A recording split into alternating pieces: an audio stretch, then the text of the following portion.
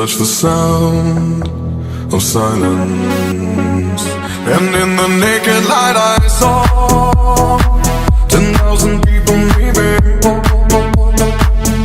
people talking without speaking, people hearing without listening, people writing songs that voices never share, and no one dared disturb the sound of silence.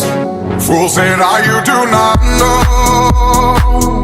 Silence like a cancer grows. Hear my words and I might teach you. Play my arms and I might reach you.